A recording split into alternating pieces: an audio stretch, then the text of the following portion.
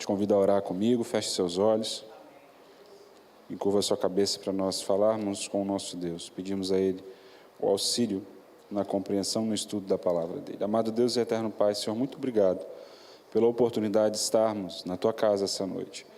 Nós somos gratos ao Senhor porque a Tua misericórdia tem se estendido sobre as nossas vidas e nós estamos aqui, ó Deus, para nos apresentarmos ao Senhor, suplicando o Teu perdão, seja por pecados em palavras, atitudes ou pensamentos. Nós nos humilhamos diante da Tua potente mão, suplicando a Tua misericórdia. Estamos diante da Tua palavra, Deus, e sabemos que ela é o Teu caráter revelado a cada um de nós. Então nós suplicamos a Ti. Ministra aos nossos corações a verdade que liberta e dá-nos estrutura para receber o alimento forte que vem do Senhor. Nós precisamos crescer e precisamos ser amadurecidos por Ti. Então, revela-te a nós em nome de Jesus. Assim nós te pedimos e te agradecemos. Amém e amém, Jesus. Obrigado. O livro de Jó, hoje na Escola Bíblica Dominical, foi estudado especificamente sobre uma das inversões de lógica que tem no livro de Jó. O ciclo natural da vida é que os filhos presenciem o sepultamento dos pais, ou seja, os pais morram antes que os filhos. No livro de Jó, a gente tem uma inversão dessa lógica.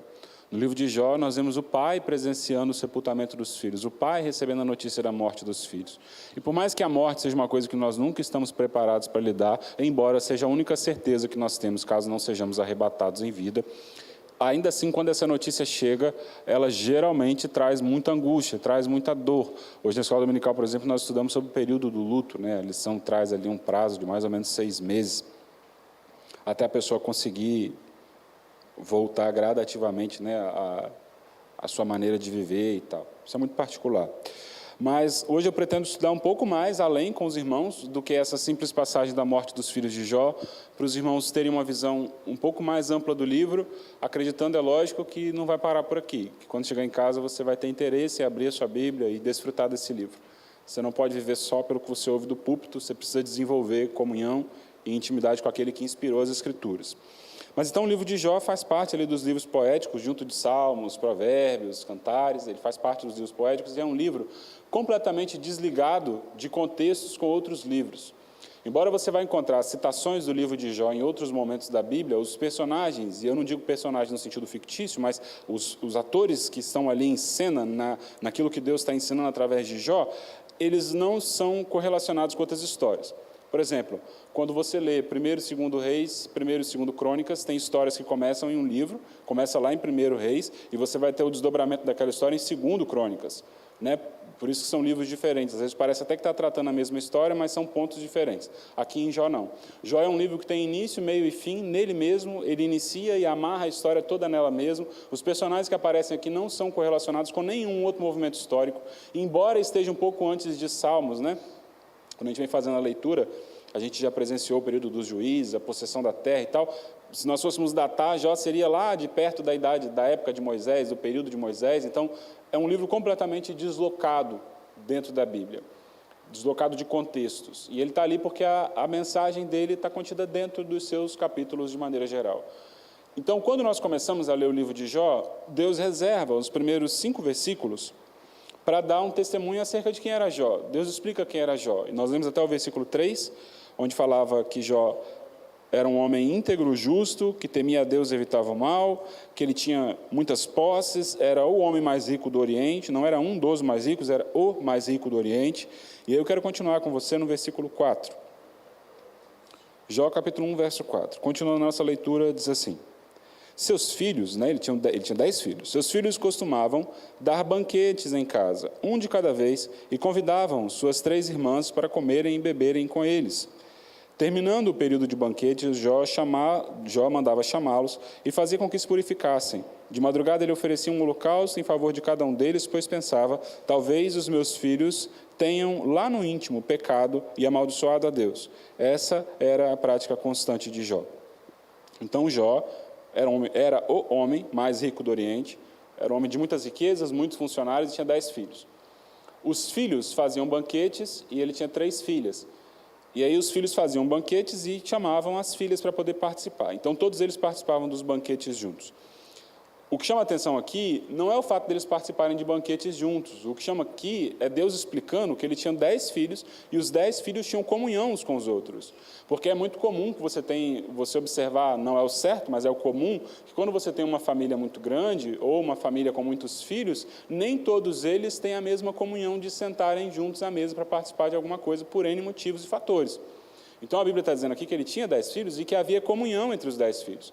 Então, os 7 homens faziam banquetes, e se nós fôssemos imaginar que esses banquetes eram diários, não era, mas se fosse, então eles passavam a semana inteira fazendo os banquetes ali, né? Segunda, terça, quarta, quinta, sexta, sábado, domingo, chamando todos eles para comerem, participarem daquelas refeições. Jó se alegrava da comunhão dos seus filhos, e quando terminava aquela roda de banquetes entre os seus filhos, ele os chamava e os apresentava como uma forma de se purificarem diante de Deus, porque caso em algum momento eles tivessem falhado, já não queria que Deus os visse como alguém que era maldito ou alguém que estava distante. Então Jó, mesmo que aqui em Jó não houvesse estrutura de culto, não faz-se menção a tabernáculo, não faz-se menção a levitas, nada disso.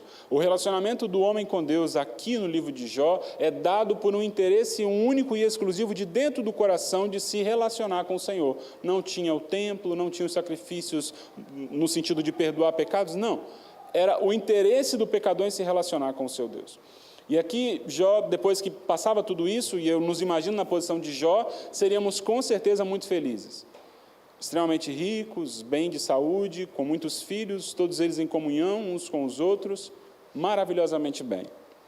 As coisas começam a mudar um pouco no versículo 8 do capítulo 1, quando Satanás, de alguma forma, num plano espiritual, se apresenta diante de Deus. E Deus faz uma pergunta a Satanás. Deus pergunta para Satanás: reparou em meu servo Jó? Não há ninguém na terra como ele, irrepreensível, íntegro, homem que teme a Deus e evita o mal. Será que Jó não tem razões para temer a Deus? Respondeu Satanás. Acaso não puseste uma cerca em volta dele, da família dele, de tudo que ele possui? Tu mesmo tens abençoado tudo o que ele faz, de modo que todos os seus rebanhos se espalhem por toda a terra. Esse diálogo vai acontecer 2 vezes. Ele vai acontecer no capítulo 1 e vai acontecer no capítulo 2. E aí, o que acontece? Eu e você, desde a nossa infância, somos, de certa forma, estimulados a temer Satanás. Se eu quiser chamar a sua atenção na pregação, eu falo Satanás, diabo, capeta, e aí sua atenção se volta para mim na hora. Até criança, se estiver aqui, a chupeta cai na boca, porque nós somos estimulados a ter medo de Satanás. Só que se tem uma coisa que me cativa e que me constrange no livro de Jó, é que Deus dá testemunho de Jó para Satanás. Ele falou assim: você viu o meu servo Jó? Não tem ninguém íntegro igual a ele. Enquanto nós aqui, no plano terreno, muitas vezes morremos de medo de Satanás e o que ele pode fazer, num plano espiritual, Deus testifica de nós para Satanás, como quem tem confiança na nossa relação com ele.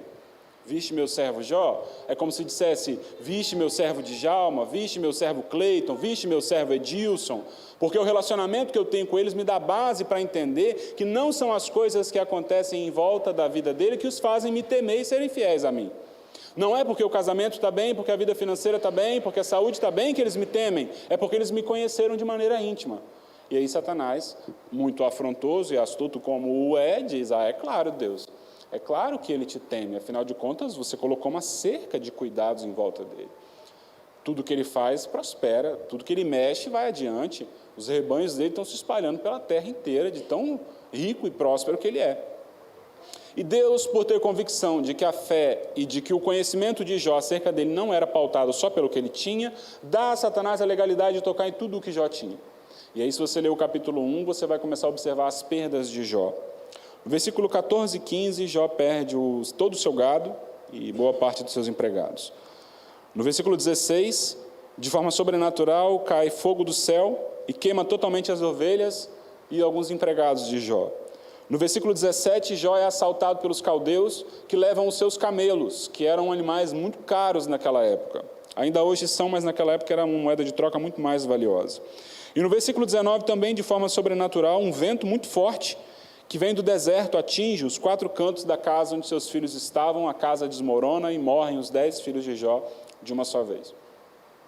Quando todas essas coisas acontecem, nós temos certeza de que Deus estava certo quando disse a Satanás, e quando a base da conversa de Satanás é: ele me teme não é pelo que ele tem, porque o versículo 22 termina dizendo com: Jó não culpou a Deus por nada do que havia acontecido. Aqui vem o primeiro traço de maturidade que nós precisamos ter. Nós nos relacionamos com o Senhor, nós fomos a Cristo. Talvez você foi no pior momento da sua vida. Você estava passando fome, passando dificuldade, enfermo, você conheceu o Senhor, Ele se manifestou a você, e de lá para cá você vem se relacionando com Ele, mas Ele precisa de tempos em tempos te lembrar que o meu e o seu relacionamento com Ele não é pelo que Ele nos oferece, não é pelo que Ele nos dá em vida, mas sim com uma preparação para quando nós deixarmos de existir nesse mundo. E Deus, de maneira sobrenatural, Deus, de maneira soberana, guia as nossas vidas sabendo das nossas limitações, sabendo das nossas forças, do que nós aguentamos, do que nós não aguentamos, mas constantemente Ele permite que o sofrimento nos alcance, porque o sofrimento tem um caráter pedagógico na minha e na sua vida, para te ensinar e me ensinar, que não são as coisas que nós temos aqui que definem para onde nós vamos, mas sim o nosso coração. Então, num belo dia, Jó acorda, é um homem rico, com muitas posses, muitos empregados e 10 filhos. E os seus filhos estão fazendo um banquete, se alegrando, todos eles em comunhão. Dentro de pouco tempo, Jó se vê como um homem absolutamente sem posses e sem condições de fazer moeda de troca em nada, perde os seus 10 filhos e, ao invés de desenvolver uma conduta rebelde, ignorante, afrontosa, desafiadora, a única coisa que a Bíblia diz no verso 22 é que ele não atribui culpa de nada do que aconteceu a Deus. E aí a Bíblia vira para o capítulo 2. E o capítulo 2, eu quero ler uma parte do versículo 3 para você. Jó, capítulo 2, verso 3. Mais uma vez, o Senhor diz a Satanás: reparou em meu servo Jó? E aí, dependendo da sua tradução, vai aparecer uma expressão, que é o seguinte: quando Deus fala no capítulo 2 para Satanás, reparaste meu servo Jó? Você acreditou, Satanás, que quando ele perdesse as suas posses, ele blasfemaria, ele me rejeitaria, ele me abandonaria ou falaria comigo de forma afrontosa. Mas você viu? Depois que ele perdeu tudo que ele tinha, ele não me culpou em nada, mas entendeu que o meu relacionamento com ele está acima de todas essas coisas. E aí Satanás fala: Senhor, mas é porque o Senhor tocou nas coisas que ele tinha. E aí eu gosto muito da tradução NVI, que usa a expressão pele por pele. Toca na saúde dele, toca no corpo físico dele, permita que ele perca a saúde, e então você vai ver que ele vai ter uma conduta completamente diferente. E mais uma vez, Deus atesta, Deus aprova o relacionamento que ele tinha com Jó, porque sabia que o relacionamento que ele tinha com Jó não era pautado na saúde que Jó possuía. E dá a Satanás a legalidade de tocar na saúde de Jó, e Satanás faz isso com a maior prece, com a maior alegria. Eu quero ler para vocês o versículo 7, que diz assim: Satanás sai da presença do Senhor e aflige Jó com feridas terríveis, da sola dos pés ao alto da cabeça. E o verso 9 que diz: então sua mulher lhe disse: você ainda mantém sua integridade, amaldiçoe a Deus e morra. Amaldiçoe a Deus e morra. E o versículo 9: você fala como uma insensata. Aceitaremos o bem dado por Deus e não o mal? Em tudo isso Jó não pecou com os lábios. Quando Satanás sai da presença de Deus, depois de ter recebido legalidade para tocar na saúde de Jó, porque Deus sabia que o relacionamento de Jó com o Senhor não era pautado em nada que ele tinha, Satanás coloca chagas, coloca enfermidades, pústulas, do alto da cabeça até a planta dos pés de Jó. Aquele homem que antes tinha posses, filhos, muitos recursos, agora a única coisa que ele tem é um caco de telha ou um pedaço de louça. E aí, a Bíblia diz que ele usava esse pedaço de telha ou de caco de louça para se limpar. Mas, muito provavelmente, a ideia é que essas feridas que Satanás colocou não foram feridas que brotaram como chagas ou como feridas abertas de imediato, pelo que ele fala no capítulo 7. Mas é como se viesse uma coceira muito forte no corpo de Jó, e ele com aquele pedaço de telha ia se coçando, e à medida que ele ia se coçando, a pele ia abrindo, a pele ia se dilacerando, o sangue ia escorrendo e a coceira não cessava. E aí, quando a gente chega no versículo 9, a mulher de Jó, a única sobrevivente, diz para ele assim: ô Jó, abandona esse Deus e morre. E aí, quando Jó se vira para sua mulher, ele fala assim: será que por acaso nós receberíamos o bem do Senhor, e quando o mal viesse, nós o abandonaríamos, o rejeitaríamos e blasfemaríamos diante dele? O que Jó está querendo dizer, esse versículo 9 do capítulo 2 de Jó, deixa bem claro que Jó tinha a mesma convicção no Senhor que o Senhor tinha com ele. Porque ele fala assim, o que está por trás desse pensamento é o seguinte: Deus cuidou da minha vida do dia do meu nascimento até hoje, me fez um homem próspero, saudável, com filhos. Tudo o que Ele fez na minha vida é fruto do soberano cuidado e controle dEle sobre mim. E agora, por algum motivo que eu desconheço, o mal do Senhor veio, mas o mal ainda é do Senhor, porque Ele quer me ensinar alguma coisa, Ele quer operar de alguma forma, Ele quer fazer alguma coisa que eu não entendo. Mas eu vou ficar com Ele só quando o que Ele fazia de bom me alcançava? Deixa eu te falar uma coisa. Todo pai e toda mãe já deu esse conselho para o filho. E você também já recebeu. O pai e a mãe às vezes falam para o filho assim: ó filho, amigo de verdade, se for crente vai falar, amigo de verdade é só o Senhor e o papai e a mamãe. Se não for crente vai falar assim, ó, amigo de verdade é só seu pai e sua mãe. Por quê? É o único que vai estar com você quando você tiver dinheiro e quando você não tiver dinheiro. Quando você estiver com saúde saudável, ou quando tiver que ir para a fila do UPA de madrugada para poder buscar atendimento para você. É o único que vai deixar seus afazeres para ir no meio da noite procurar atendimento médico para você. É o único que vai visitar o seu quarto durante a noite para saber se você está dormindo bem. O único que faz isso. Agora, os nossos amigos seculares estão conosco quando há em nós alguma coisa útil ou interessante para eles.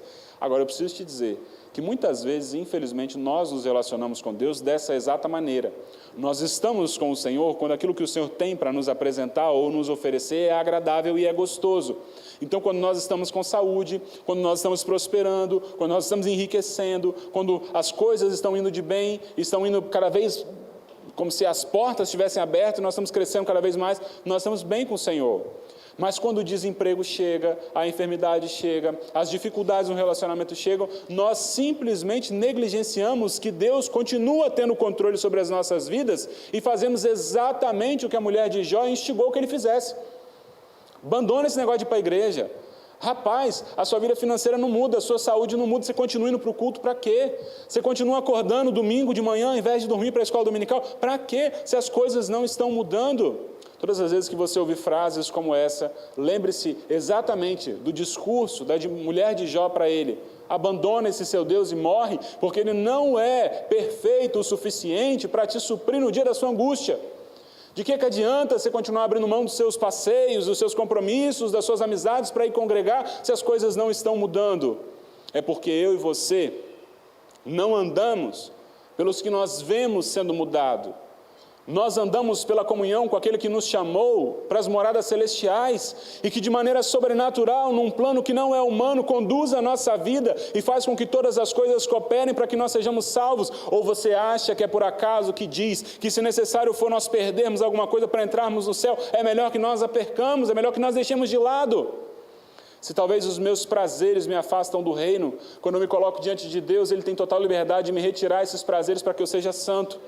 Se é a minha vida financeira que me afasta do Senhor, quando eu me apresento diante dEle em humildade e submissão, Ele tem total domínio e liberdade para tocar na minha vida financeira e me fazer entender que não é o dinheiro que me sustenta e não é para esse mundo que eu fui chamado. É isso que está por trás do relacionamento de Jó com a sua mulher. Avançando um pouco mais, fica a pergunta, né? Será que a minha e a sua fidelidade por Deus, ainda hoje, já depois de muitos anos caminhando com o Senhor, será que ainda hoje a minha e a sua fidelidade é respaldada pelo que nós temos? Ou nós já amadurecemos o suficiente para entender que se a água está subindo ou está descendo, se nós estamos enriquecendo ou empobrecendo, se estamos mais saudáveis ou a enfermidade tem chegado, nada disso diz respeito ao caráter perfeito de Deus que nos prometeu a salvação das nossas almas.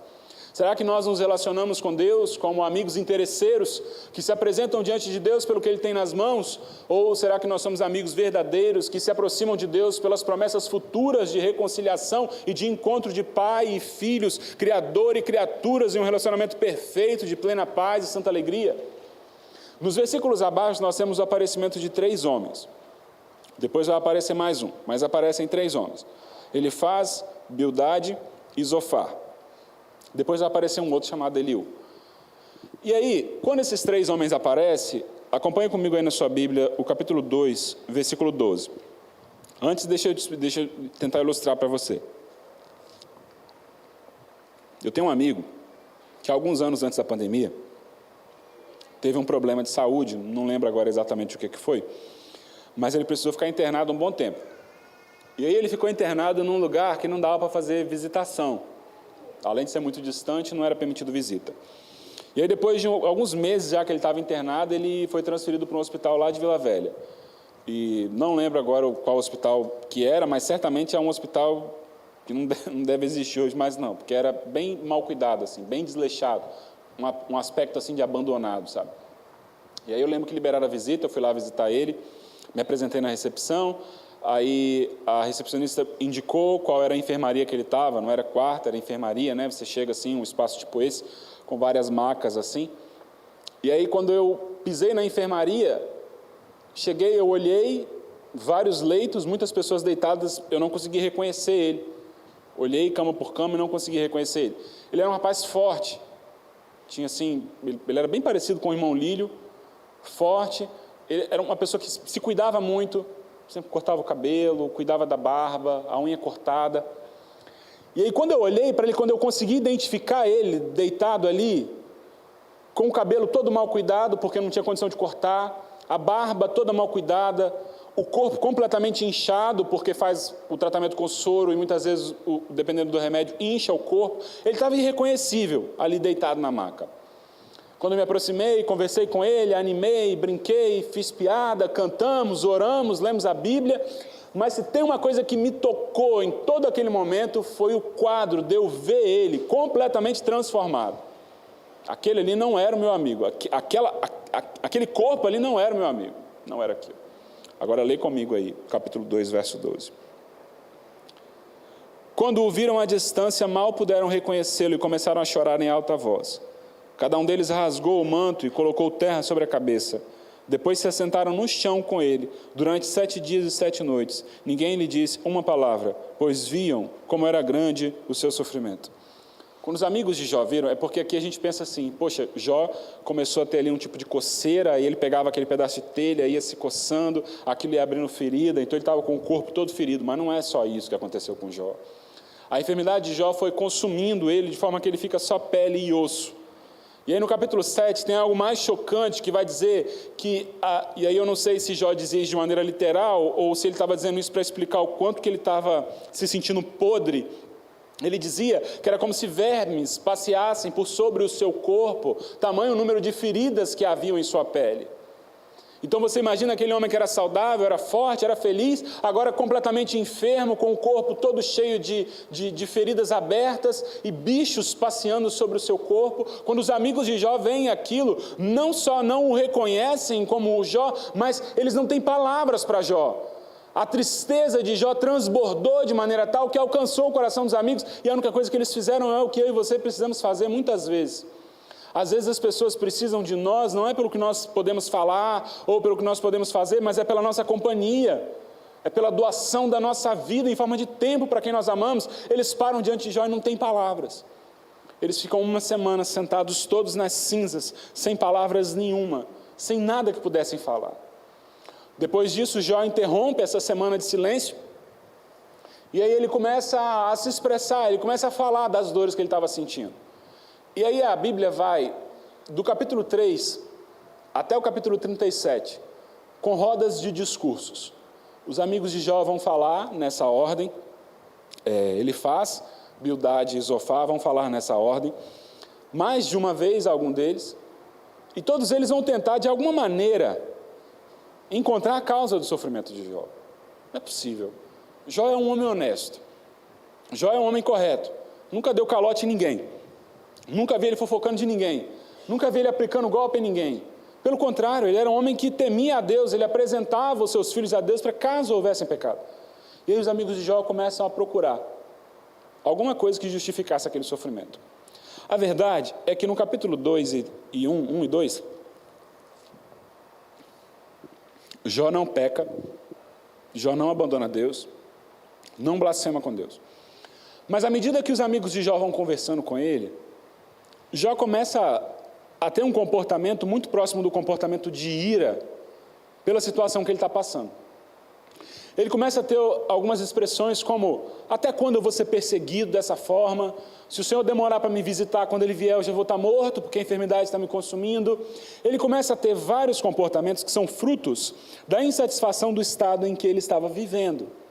De forma que quando você chega no capítulo 37, você tem a fala de um dos últimos, que é Eliú, e ele faz uma série de observações para Jó, mais uma vez tentando encontrar a causa do sofrimento. E o capítulo 37 finaliza, e no capítulo 38 Deus inaugura o capítulo se manifestando a Jó. Depois de Jó ter tentado entender de várias formas, com seus amigos, com as pessoas que estavam perto, de ter contraposto seus amigos várias vezes, de ter se defendido várias vezes, Jó, então no capítulo 38, é visitado por Deus. E aí eu quero ler para você, eu acho que a melhor forma da gente ler isso aqui é na versão NTLH. Vou abrir ela aqui para os irmãos. Haviam dois sentimentos que reinavam no coração de Jó, no capítulo 1 e no capítulo 2. No capítulo 1 e no capítulo 2, Jó sabia que Deus não era culpado de nada que acontecia sobre ele e que, muito pelo contrário, ele precisava se relacionar com o Senhor entendendo que o Senhor que o chamou não o chamou apenas para aquilo que ele tinha nessa vida. Isso está claro no capítulo 1 e no capítulo 2. Agora, no capítulo 38, diz assim: depois disso, do meio da tempestade, o Senhor deu a seguinte resposta a Jó. A gente tem que lembrar que o livro de Jó é da época de Moisés. E todas as vezes que Deus precisava se manifestar ao povo, Deus fazia algum elemento sobrenatural na natureza. Então, relâmpagos, trovões, como se tivesse uma tempestade. E dali de dentro, Deus começou a falar com Jó. O versículo 2 diz assim: as suas palavras só mostram a sua ignorância. Quem é você para pôr em dúvida a minha sabedoria? Mostre agora que é valente e responda as perguntas que eu vou lhe fazer. Quando a gente chega no capítulo 38, aquele Jó do capítulo 1 e 2 não é o mesmo mais. No capítulo 38 fica claro que haviam dois sentimentos no coração de Jó. O primeiro deles era: ou Deus não é de fato sábio, porque ele está atribuindo a mim uma culpa da qual eu não tenho responsabilidade. Ou Deus não é justo, porque se Deus fosse justo, ele atribuiria o meu castigo aos ímpios e homens que fazem o mal. Esses eram os dois sentimentos que estavam no coração de Jó no capítulo 38. E Deus inicia a conversa com ele dizendo que ele é um homem extremamente ignorante, que ele é um homem extremamente distante daquilo que ele considerava uma postura de sabedoria. E aí eu quero ler continuar lendo para você, mas antes eu vou fazer algumas delimitações. No capítulo 38, do verso 4 até o verso 11, Deus faz inúmeras perguntas para Jó sobre a criação do mundo. Hoje, eu e você, em 2023, pelo desenvolvimento da ciência que Deus permitiu que os homens alcançassem, conseguimos responder muitas das questões que Deus pergunta para Jó. Temos uma sombra dessas respostas. Mas quando Jó ouve essas perguntas, a gente tem que lembrar que Jó não sabia as respostas, como ele também jamais imaginou as perguntas. Se Deus quisesse mostrar para mim e para você a sua e a minha ignorância hoje, Ele iria fazer uma meia dúzia de perguntas para mim e para você, que nós não só sabemos a resposta, como nós também jamais imaginamos perguntar, porque está muito além da nossa compreensão. Do verso 4 ao 11, Deus faz perguntas sobre a criação do mundo. Do 12 ao 21, Deus faz perguntas sobre a criação da luz e das trevas, da noite e do dia. Do verso 22 ao 30, sobre a chuva, o gelo, o orvalho. Do 31 ao 33, sobre as leis naturais, como a gravitação, que faz com que as coisas não voem, a densidade, que faz com que algumas coisas boiem e outras afundem. Leis que regem o nosso universo que nós não percebemos, mas que influenciam as nossas vidas. Como, por exemplo, o ciclo dos ventos, das chuvas, que Deus providenciou para que houvesse água, para que a colheita pudesse acontecer sem irrigação. Deus pergunta todas essas coisas para Jó. E do versículo 39 ao 41, Deus começa a falar sobre a alimentação dos animais. Mas eu quero ler para você o versículo 4 até o versículo 11. As perguntas que Deus faz é o seguinte. A primeira delas: onde é que você estava quando eu criei o mundo? Se você é tão inteligente, então explica isso, Jó. Onde é que você estava quando eu criei o mundo? E é óbvio que Deus não quer a resposta de Jó dizendo onde ele estava, física ou geneticamente. Deus está dizendo assim: qual foi a sua contribuição para a criação do mundo? O que existe nesse mundo aqui, que foi você que criou, ou foi você que fez, ou você sabe como funciona? Eu e você hoje olhamos para as nuvens e sabemos que é pelo ciclo das águas. Elas se acumulam e formam nuvens. Agora, digamos que a gente não tem essa informação. Deus pergunta para mim e para você: como é que funciona a nuvem? Como é que funciona o ar? Que todos os seres humanos consomem, ninguém produz, mas não lhes falta. Como é que funciona a luz? Como é que funciona o fogo? Como é que funciona a gravidade? Imagina que nós não temos pressuposto nenhum e não sabemos nada disso. Deus começa perguntando: Jó, onde é que você estava quando eu criei o mundo? Já que você é tão inteligente, já que você é tão sábio e acha que eu não tenho sabedoria, onde é que você estava? Qual foi a sua contribuição com tudo que existe? Versículo 5. Você sabe quem resolveu qual seria o tamanho do mundo? Você sabe quem fez as medições para o mundo? Quem foi que determinou o tamanho da Terra? Por que tem que ser desse tamanho? Por que a gravidade tem que ter o cálculo exato para ela funcionar? Se fosse um pouquinho a mais ou um pouquinho a menos, a vida seria impossível. Por quê? Jó, onde é que você estava quando essas coisas foram criadas? Foi você que fez, Jó? Deus continua perguntando no versículo 6. Jó, em cima de que estão firmadas as colunas que sustentam a terra, Jó? Eu e você sabemos que o universo está num grande, como é que eu posso dizer? Não é num grande vazio, mas ele não tem nada que o sustente fisicamente. Não tem colunas que o sustentem, mas ele está ali. Ele não explode, ele não cai, ele não sai voando desordenadamente, ele está ali. E Deus está perguntando, quais são as colunas que sustentam? Porque quando você olha, você não vê nada. E como que não tem nada e ele permanece, Jó? Quem é que sustenta tudo isso? Quem é que faz com que tudo isso funcione, Jó? Deus continua. Quem foi que assentou a pedra principal do alicerce do mundo? Toda vez que uma casa vai ser construída, é necessário que haja uma fundação. Na maioria das construções é necessário ter uma fundação. E aí antigamente chamava-se de pedra fundamental, ou pedra angular, pedra de esquina. Era a primeira pedra que era colocada para fazer a fundação. E Deus pergunta, Jó, onde é que você estava quando foi feita a fundação do mundo? Você sabe, Jó, como é que foi feita a fundação do mundo? Você sabe qual foi o processo criativo para que o mundo viesse a ser o que é hoje, Jó? E aí Deus continua a pergunta. Na manhã da criação, as estrelas cantavam coro, os servidores celestiais soltavam gritos de alegria. Quando o mar jorrou do ventre da terra, quem foi que fechou os portões para segurá-lo? Fui eu que cobri o mar com as nuvens e envolvi com a escuridão. Quando o mar jorrou do ventre da terra, quem foi que fechou os portões para segurá-lo? Deus está dizendo assim, quando eu defini até onde os mares iriam e onde seria a terra, quem foi que ensinou e quem foi que fez com que o mar respeitasse aquele limite que foi imposto? Imagina que você está numa praia, está vindo uma onda muito grande, um tsunami na sua direção. Aí você olha para aquela onda e fala, daqui você não passa. O que vai acontecer com você? Vai ser atropelado, não vai? É isso que Deus está falando para Jó. Jó, foi você que disse para o mar que ele não vai passar daqui? Se você for lá agora e falar, a próxima onda não passa daqui, ele vai te obedecer, Jó? Não vai, porque não foi você que criou, não foi você que fez. Você não sabe como ele foi feito. Você não tem poder sobre ele. Você não tem a sabedoria que você pensa que tem para poder delimitar até onde ele pode ir, onde ele vai ou deixa de ir. E o versículo 9, Deus diz assim, foi eu que cobri o mar com as nuvens e envolvi com a escuridão. Imagina que nós estamos sentados na frente da praia. Você vê o mar, e em cima do mar você tem o céu. O que impede que o mundo simplesmente se desfaça, que o céu desabe ou que as águas subam?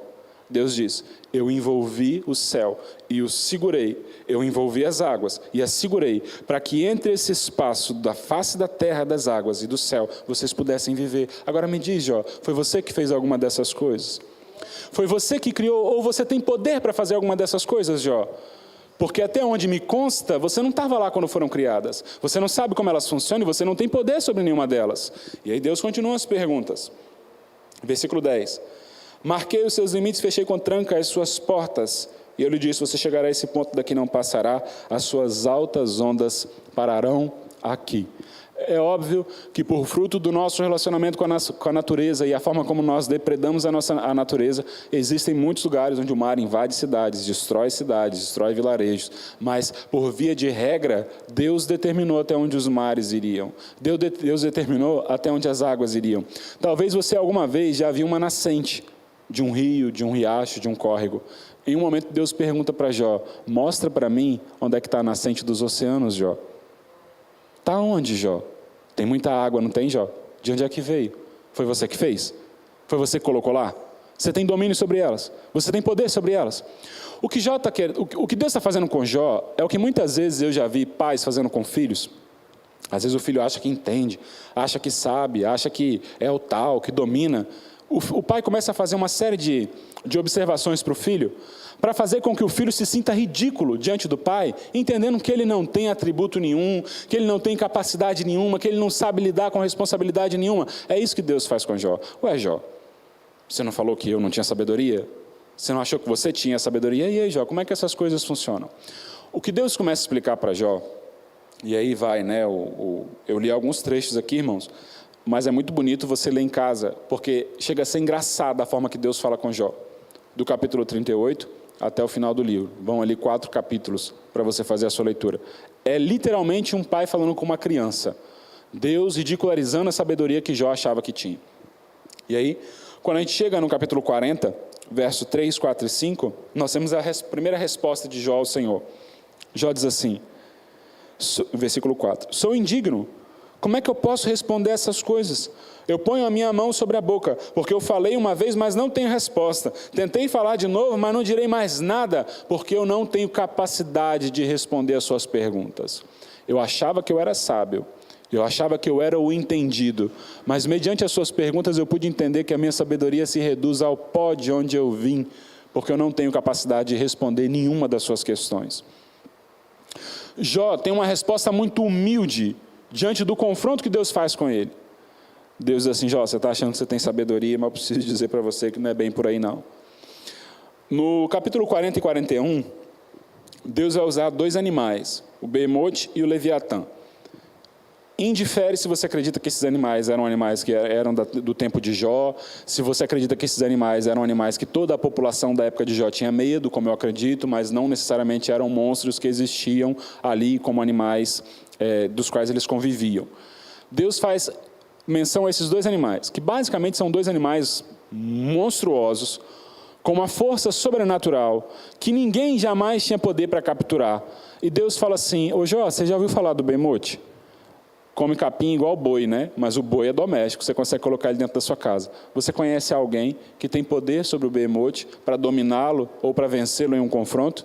É óbvio que não, porque toda a população tinha medo daquele animal. E Deus faz menção, até essa criatura que você considera horrorosa, o meu poder sobre ele é como se fosse um mosquito que eu estivesse dominando. A mesma coisa Deus faz com o Leviatã. É como se hoje você chegasse para o seu filho, para evangelizar ele, e ele fala assim, pai, eu tenho medo do bicho-papão, eu tenho medo disso e daquilo. Filho, esse monstro que você acha que existe, sabe o pernilongo que a gente pega assim e é fraquinho, ou uma formiguinha que não tem força nenhuma? É isso que esse monstro representa diante do poder de Deus. Então, quando você orar, esse monstro vai fugir, igual os pernilongos fogem quando a gente aplica o remédio, porque Deus está com você e Ele não vai permitir se aproximar. Deus está dizendo, os animais que mais causam espanto e medo na sua geração são como mosquitos diante de mim, são tão pequenos e frágeis que o meu poder sobre eles é insondável e vocês jamais poderão mensurar. E aí a gente chega no capítulo 41, do verso 1 ao 6, que é a segunda resposta de Jó a Deus. E Jó diz assim, versículo 2. Eu reconheço que para ti nada é impossível e que nenhum dos teus planos pode ser impedido. Tu me perguntaste como eu me atrevi a pôr em dúvida a tua sabedoria, visto que sou tão ignorante. É que eu falei de coisas que não compreendia, coisas que eram maravilhosas demais para mim e que eu não podia entender. Tu me mandaste escutar o que estava dizendo e responder as tuas perguntas.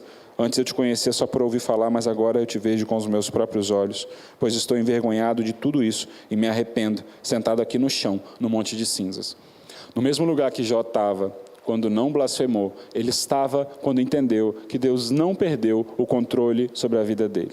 Eu tenho algumas conclusões para a gente fechar esse estudo. Mais uma vez eu faço um convite a você, não deixe de ler do capítulo 38 até o 42 em casa, até o final do livro em casa. Eu tenho certeza que você, além de rir com as perguntas que Deus fazia para Jó, vai se dar conta do quanto que os nossos medos, os nossos receios e as nossas fragilidades não são nada diante dele. A primeira conclusão que a gente chega é que Jó, sem sombra de dúvidas, foi um homem que se decepcionou muito e sofreu muito. A vida de Jó é uma exceção. Pastor, eu tenho medo de sofrer igual a Jó. A vida de Jó é uma exceção. O que Deus tenta através da história de Jó é mostrar para mim e para você que pode dar tudo, absolutamente tudo errado. Tudo. Até o seu pão cair com a manteiga para baixo. Mas ainda assim, Deus não perdeu o domínio e o soberano controle sobre as nossas vidas. É exceção, não é regra. É para mostrar como que nós devemos nos comportar. A primeira conclusão é que as decepções ou as nossas dores não significam que Deus perdeu o soberano controle sobre as nossas vidas. Por que eu estou enfatizando isso com você? Quando você for desempregado, você vai tentar atribuir culpa a alguém. E pode ser que ninguém seja culpado. Seja apenas Deus te ensinando alguma coisa que você precisa aprender. Porque quando você se apresentou a Ele e disse, Senhor, eu estou aqui porque eu quero ser uma oferta viva. Tira de mim o que me afasta do Senhor. Me constrange. Expõe o meu erro e o meu pecado para que eu me arrependa dele. Deus tem ouvido e tem agido. Então, quando a frustração e a dor chegar, não entenda como se Deus tivesse te abandonado. Ele não perdeu o controle. Nós não temos sabedoria para entender o que Deus diz. Eu vou dar um exemplo para os irmãos. Esse mundo que nós vivemos, ele foi criado pelo nosso Senhor. Mas esse mundo não é o mundo perfeito. Então, esse mundo não exclui a dor e o sofrimento. Logo, entender esse mundo está além da nossa expectativa. Na escola dominical que nós tivemos, algum tempo atrás, falava sobre Davi sendo um péssimo pai. E, de fato, Davi foi um péssimo pai. Aí, quando acabou a escola dominical, eu falei assim, irmãos, Davi foi um homem que se dedicou à carreira militar, ao serviço ao Senhor, às guerras, aos conflitos, mas foi um péssimo pai. E aí todo mundo concordando, assentindo com o rosto. Aí eu falei assim, mas a gente precisa lembrar que além de ser um péssimo pai, ele teve um péssimo pai que não o ensinou a ser um bom pai. E aí muitos que estavam na hora fizeram uma cara de espanto, como se não tivessem se lembrado desse lado da história. A nossa maior dificuldade de entender esse mundo que nós vivemos é que nós só conseguimos ver retratos. Nós não estávamos aqui quando todas as coisas foram criadas para que pudéssemos entender a raiz de todas as coisas. Então é por isso que existe enfermidade. É por isso que Deus não retirou a enfermidade do mundo. É por isso que Deus não impossibilita todos os acidentes. É por isso que essas coisas acontecem. Elas fazem parte desse mundo humano que é deturpado. Ele está em estado terminal para morrer e nós somos chamados para não participar dele nessa morte, estando com o Senhor. Mas enquanto nós estivermos aqui, nós seremos passíveis de enfrentar essas coisas. Mas quando elas acontecerem, se acontecerem, o Senhor não perdeu o controle da sua vida.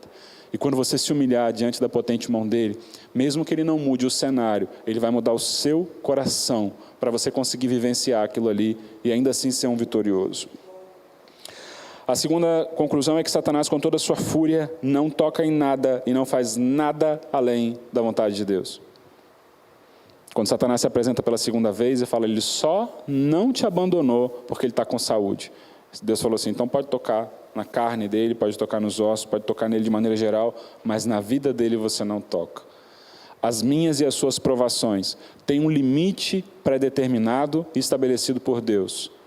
Satanás não vai tirar a nossa vida. Ele pode tocar no nosso salário, pode tocar na nossa saúde, pode tocar na nossa vida, pode tocar em várias áreas, porque ele é astuto e ele busca brecha e as encontra, mas ele só toca onde Deus determina que ele pode tocar. Não tenha medo. Você não precisa ter medo. O único medo que precisa imperar no seu coração é o de perder a comunhão com aquele que te chamou para a vida eterna. E não medo do que Satanás pode fazer. Satanás, diante de Deus, nada mais é do que um cachorro na coleira. Ele não faz nada do qual Deus não tenha domínio e controle. Não precisa ter medo. Todo mundo compreende isso aqui? Se Deus disse, é aqui, acabou. Quando você entrar num processo de dor, de sofrimento, de angústia, de tristeza, Deus sabe exatamente até onde você pode ir. Não se desespere. A terceira conclusão é que nem sempre Deus nos livra da dor. E na maioria das vezes em que Deus não nos livra da dor, é porque Deus sabe que às vezes nós estamos distraídos demais e que é apenas através do sofrimento que nós paramos para dar atenção a Ele. Quantas vezes você já não teve uma dorzinha que você evitou de ir no médico tantas vezes? Fala, não, dá para ir trabalhar, não, dá para continuar, dá para levar. E você só foi quando você travou e já não tinha condição de fazer mais nada. Às vezes Deus só consegue falar comigo, com você, quando Ele nos para. E é por isso que o sofrimento existe. É Deus nos parando para dizer assim, ó, a sua sabedoria, o seu entendimento, a sua inteligência não te leva a lugar nenhum. Porque o que eu tenho para você, a sua inteligência não consegue mensurar. Se eu sofro ou se você sofre, todos os nossos sofrimentos, além de ter um caráter pedagógico, eles têm uma função. É de fazer eu e você perceber o quanto que nós somos pequenos e limitados. Eu me lembro durante a pandemia, Isabela e eu tivemos Covid no mesmo tempo, e aí a gente estava em casa, e em algumas vezes, era bem difícil de respirar, assim, o corpo doía muito e algumas vezes à noite eu ficava pensando assim, rapaz, um vírus que eu não consigo ver, que eu não sei de onde eu contraí, que eu não sei nem se eu levei para alguém, foi capaz de me derrubar. Olha o meu tamanho, olha a minha estrutura, e me derrubou sem eu nem ver o que era. Quando Deus permite que alguma dor chegue, é para que a gente reconheça que a gente não é nada. E aí você entende, aqueles que se exaltam serão abatidos, mas aqueles que se humilham serão exaltados. Porque quando eu me humilho diante da potente mão de Deus, Ele me dá graça para ser triunfante. Ele me dá poder para triunfar sobre o pecado das nossas vidas. Ele me dá graça para ser um vitorioso diante dEle, mas não um vitorioso só com muitas posses. Porque se eu for rico demais, ou você for rico demais, e confiarmos a nossa estabilidade na riqueza, nós perdemos a salvação das nossas almas. O sofrimento é para te levar até Cristo e mostrar quem você é. E essa legalidade você deu a Ele quando disse, Senhor, retira de mim aquilo que me afasta de Ti. Jó aprendeu no final do capítulo, Deus não o odiava, Deus não o abandonou, Deus não o desamparou, Deus não tinha raiva de Jó.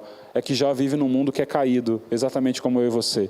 E para conseguirmos sobreviver nesse mundo que é caído, é só com a comunhão do Espírito Santo de Deus. E o Espírito Santo de Deus é acessível a todos nós, pelo conhecimento da palavra, pela oração e pelo jejum. Amém? Te convido a se colocar de pé. Mais uma vez, faz a leitura em casa. Se der, lê Jó capítulo 1, capítulo 2, depois vai lá para o capítulo 38.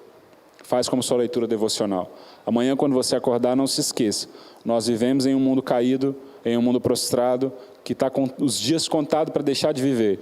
Mas não foi para morar aqui que o Senhor nos chamou. Foi para morar no lugar que Ele preparou para cada um de nós. E Ele continua sendo bom, Ele continua sendo perfeito, e Ele continua conduzindo as nossas vidas, mesmo que você não entenda. Ele continua conduzindo a sua vida.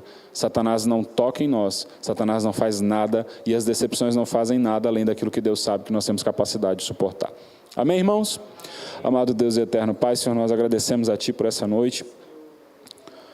Somos gratos ao Senhor pela Tua palavra, somos gratos ao Senhor pelo consolo do Teu Espírito Santo, pela consolação das Tuas Escrituras em direção a nós.